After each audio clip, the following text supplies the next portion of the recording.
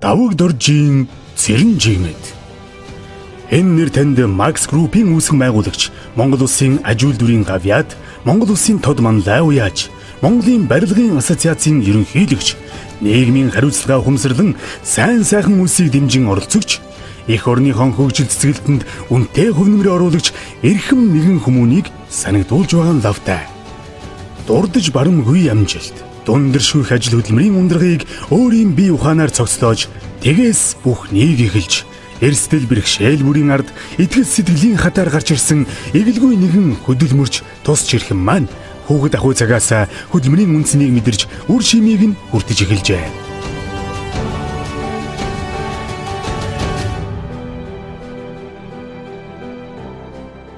Давыг доржийн ууган хүү болон мэндэлсэн цэрэн жигмэд бага наснаасаа л хөдөлмөрч хүү байв. 90 оны шилжилтийн үеэс ч өмнө бизнесийн салбарт ур ухаанаа уралдуулан явсан тэрээр аав ээжийнхээ амьдралд бага багаар тусалж эхэлжээ. Удалгүй дүү Ганбаатарын хаан хамтаар тарвганы арьсан эдлэхийн зардаг болсон байна. Манай Ганбаатар чинь яасан л да тарвганы арьс цуглуулад тарвганы арьсаа илдээд тэгээд будаад яг одоо үлдвэрийн юм шиг одоо малгай шүүп хийгээд манай Ганбаач их уран шүү дээ. Айгуу урантай солгоо гартаа яг ойж орхоо бол маш сайн ойно. За юм ойх бол одоо мэдээж хүүхд байхасаа ойж ирсэн. Тэгээд манай ээжээс одоо бидэнд үлдсэн машин бид одоо сүүлд нь хөл хийгээд тэгээд ингээд хөл машин болоод ажиллуулж одоо бас хөөрхөн их одоо орлого олж бас амьдралдаа нэмэр болж байсан энэ машин бид бол тий. Тэгээ бүтэн сая өдөр болохоор тэр үед чинь одоо бүтэн сая өдөр зах ажилдаг байсан. Хоёулаа нэг том ард зөвхөн тэгж яваад үүрэл зах руу явна. Хойч бол бас зах дээр юм зарахад бол бас хэцүү цагдаад баригдчих гээд. Тэгээ самар жимсэж гисэн зараа явж хахад бол бас цагдаад баригдах, хураалгах тиймэрхүү юмнууд бол байдаг л байсан л да. Тэр үед одоо манай энэ авийн найз нар бас орж ирж шинэ нойргоо сонж арьс элдэжсэн найз нар манаас зөндөө байгаа.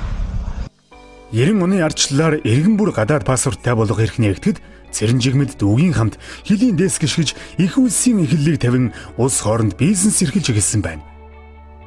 Ирээн хотоос бараа бүтээгдэхүүн оруулан зарж эхэлсэн тэд Монгол дахь худалдааны зах зээлд өргөн сонголт, найрсаг үйлчилгээ, хэрэглэгчээ дээдлэх соёлыг бий болгоход хувь нэмрээ оруулж байлаа. Удалгүй Бээжин, Улаанбаатар, Москвагийн 7622 км-ийн замыг ажлын талбараа болгосон юм.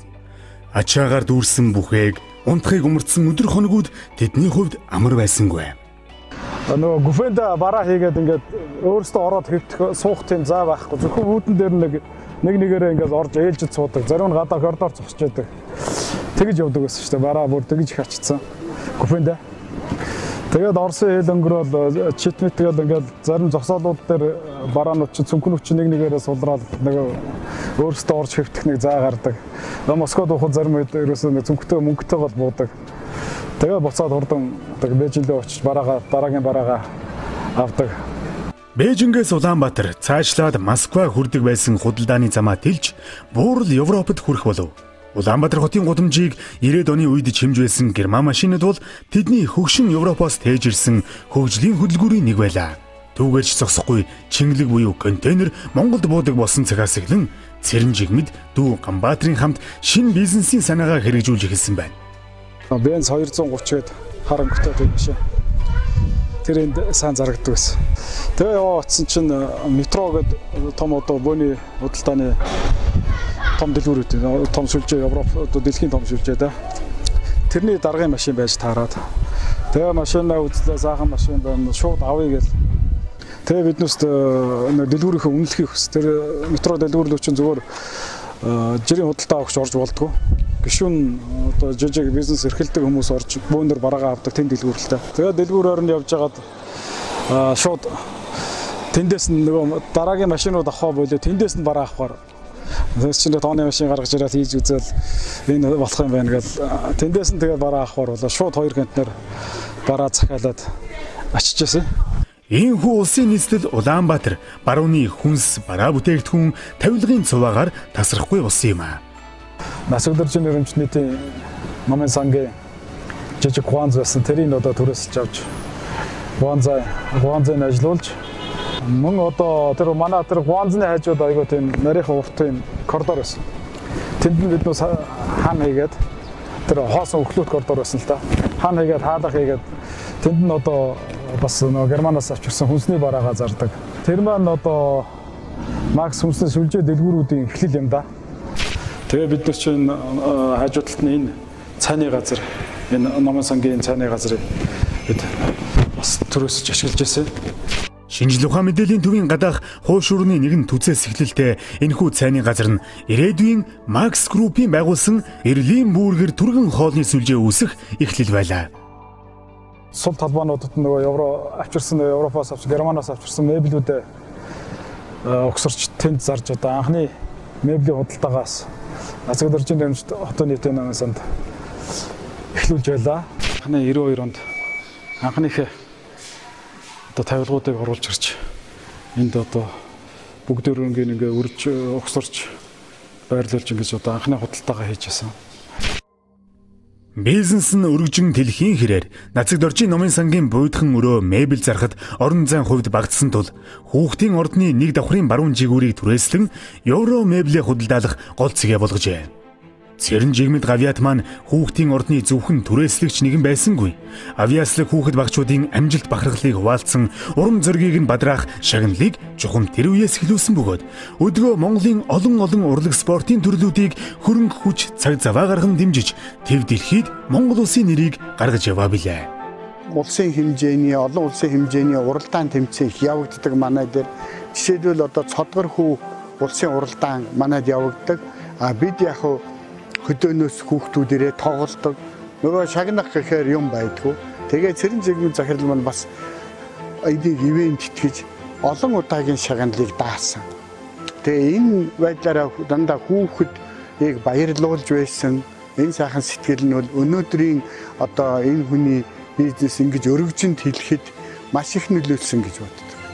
Үнэн шудраг, зарчимч, хөдөлмөрч сан чанар нь их амжилт, их бүтээн байгуулалтын үндсэн цөм болж байв. Евро меблийн үзэсгэлэн худалдаанд зарагддаг маш олон меблүүдийг анх тэрээр чамд итгэлээ гэсэн хоёрхан үгээр дардасхийн Германаас түүнд 20 чимэлэг меблийг зээлээр илгээсэн юм.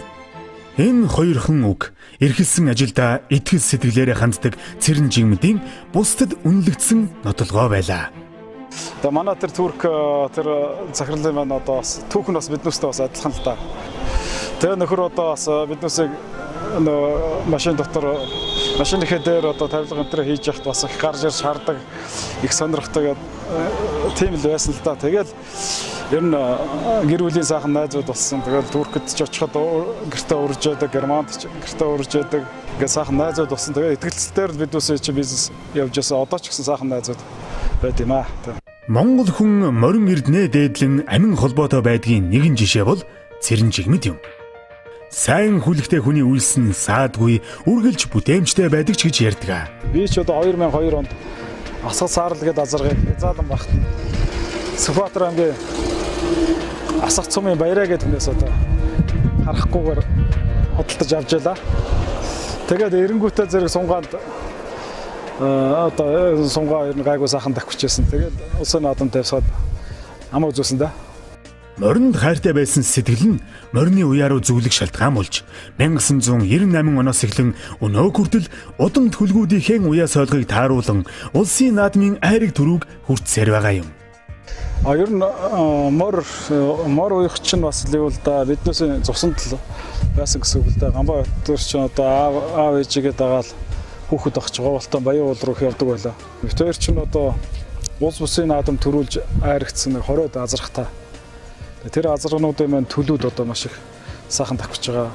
Бидэн дээр байгаа олон хүн төгсөн хүмүүс төгсөн морд маань одоо маш их хурдлж байгаа. Энэ бол яг хөө тэр бас олон жилийн бас хөдөлмөр хөрөнгө хүчээ гаргасны л одоо бас үр дүн ингээд гараад явж байгаа юм л да. Одоо бол Макс өмчлөө адуу гэдгийг тэр гаргаж ирсэн байгаа. Монгол улсын анхны ах дүү Тод Манлаа уяачд маань 2015 онд Америкт болсон дэлхийн аврал шалруулах морин уралдааны тэмцээнд Mongolian Saturday хурдан хүлгэн дөрүүлж Монгол уяачийн ур ухааныг Монгол улсынхаа нэр хүндийг дэлхийн тавцанд цуурай туулж морьтон монголчуудын сэтгэлд нар гийсэн гайхамшигт мөч байлаа. Үнэхээр чадлаа. Төрүүлэглээ. Энд байгаа улсууд бол маш их баярлж байна. Бид хүлээж гэж байна. Дэлхийн аварга болсны дараа бол тэр бол Монгол улсын маш том сурчлага болсон л доо. Америкийн том сонирхол мэдээлэл хэрэгслэр явсан. Манай Гамбач гэсэн хэлж байсан. Монголын сайттай бол ганц миний мөр бишээ. Энэ бүх монголчуудын мөрөө Монголын юм баа гэж тэгж сайхан хэлж байсан. Хонконгийн сон дээр чинь одоо монголчууд морьтойгоо ирж одоо бидтэй уралдах гэж энэ одоо биднийг эзлэх гэж гэдэг юм уу. Тийм байдлаар хүртэл ингээд гарч ирсэн. Оросын соны хэвлэлүүдээр монголчууд аргагүй одоо яг морь ууж чадна. Монголчууд одоо багаасаа морьтой харьцдаг. Одоо яг л хийж чаддаг ажлаараа хэдүүс дэлхийн аварга боллоо гэдэг талаар бол соны хэвлэлүүдээр маш их гарч ирсэн л та. 30-аас 40 жилийн турш морин спортоор дэлхийн аваргын тэмцээнд оролцож байгаа Япон, Солонгос зэрэг улсууд энэхүү тэмцээнээс аваргын цолыг хүртэж үзээгүй байхад Аз твээс Монгол улс ийхүү анхны дэлхийн аваргын цомыг авсан юм. Зөвхөн спортоор тэр дэлхийд үнэлэгдсэн нэгэн биш. Бизнесийн салбарт гаргасан амжилтаараа гадны улс орнуудад сайшаагдан шагнуулж байсан удаатай. Манайхаар бол одоо Сүхбаатарын удан гэдэгтэй төвцөж төрийн том хотно. Одоо энэ шагналыг ерөнхийлөгч болон ерөнхий сайд нь л одоо гардуулж өгдөг. Ийм уламжлалтай ёстой юм байна. Энэ бол одоо ганц одоо цэрэн жирүүдэд өгж байгаа шагнал биш л дээ. Бүхэл Макс группийн хийсэн бүтээснийг одоо миний дүүгийн хийсэн бүтээснийг одоо төлөөлүүлж энэ том шагналыг өгсөнгөө болов гэж бодд юм аа. Цэрэн жигмэд гой ажил үйлсээ амжилтаар эрхлэхийн зэрэгцээ нийгмийн хариуцлагын үргэж умартсангүй. 2011 оноос өнчин хүүхдүүдэд хадгаламж нээх ажлыг эхлүүлэн уламжлал болгон явуулсаар өнөөдөр 117 хүүхдийг тус бүр 500 мянган төгрөгийн хадгаламжийн данстай болгожээ. Мөн төрлөх 28 дугаар сургуулийнхаа он баяраар маш их хэмжээний хөрөнгө оруулалт хийсэн байна. За ингээд 50 жилийн хүрээнд бол 28 дугаар сургуулийг төгссөн одоо бизнесмэнүүд алдалтнууд бол их олон байдаг. За тэгэл тэр бүх хүмүүсээс бол одоо ганцхан үнэл сургуульд ясар их 15 сая төгрөгийн хөрөнгө оруулалтаар тэр үүдний бэлтгүүлийг бэлтааг сольж өгсөн. Энэ 50 жилээр ингэж үзүүлэхэд 40 жилээр юу хийжсэн гэхээр 40 жилээр манай урлаг заалыг маш сайхан засаж өгсөн байна. 50 жилээр 10 жилийн дараа манай урлаг зал сая бол бас л тэнд засвар хийгдэг яг тэр хүний заснараа байж гисэн. Тэгэхээр юмд нэг бүр үнэн санаанаас ингэ хийж өгсөн шиг хийж өгдөг юм байна гэж боддог. 28 дугаар сургуульд сурч байх үедээ чөлөөт бөхөөр хичээлж байсан тэрээр их спортод ч элэгтэй нэгэн. Чөлөөт бүхний спортыг хөгжүүлэхэд өөрийн тогтмол хувь нэмрээ оруулдаг төдийгүй морин спорт, газрын теннис, буудлагын спорт зэргийг мэрэгжлийн түвшинд хөгжүүлэн тэр дэлхийн түвшинд авчрахын тулд хичээн ажиллаж байна.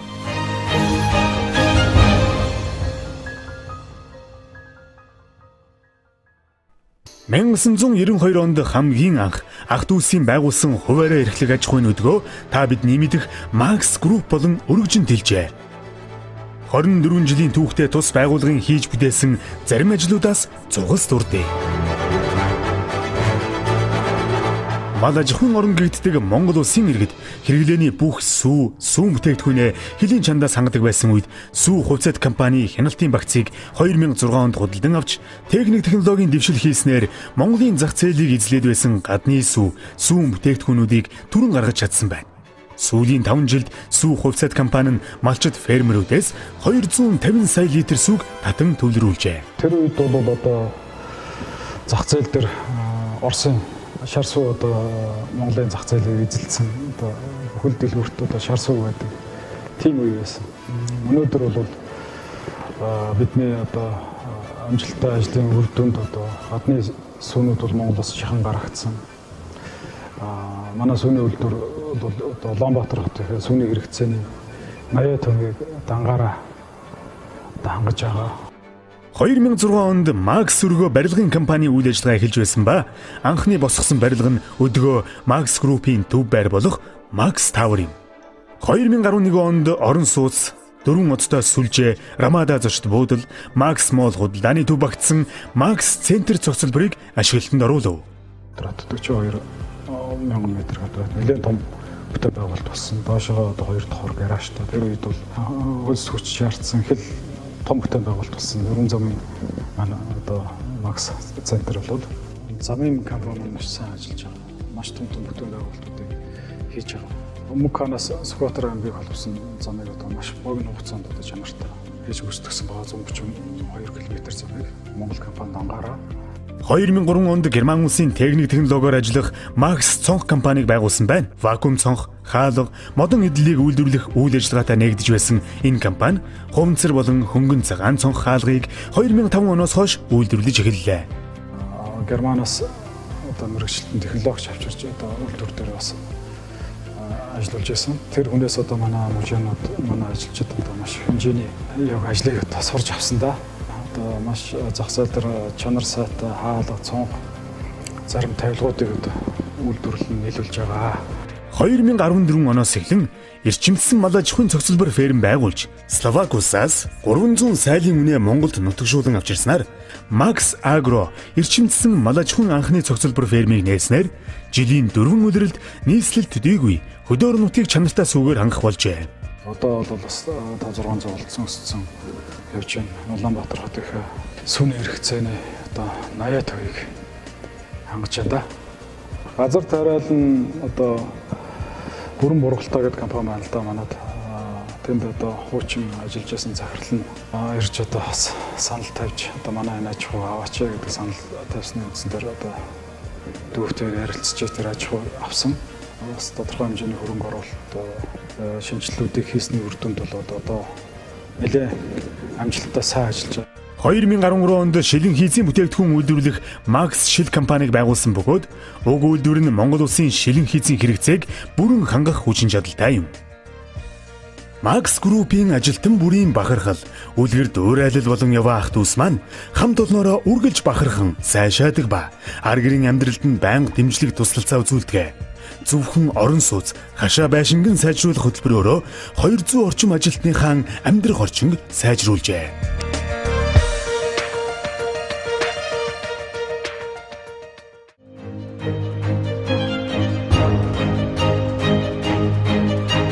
Хинэрхтэй ирч одоо 2 охинтой одоо том нь бас том ир болсон одоо эдэр болдгээд хөөхт байна. Эдэр болд маань одоо Макс шилний үйлдвэрийг одоо өөрөө анх санаачилж үүсэн байгуулж одоо тоног төхөөрөмжөөс машин техникээс авахгүй болоод бүхэл юмыг өөрөө гардаж хийж одоо тэр үйлдвэрээ ашиглалтанд оруулсан одоо аваад явж байгаа.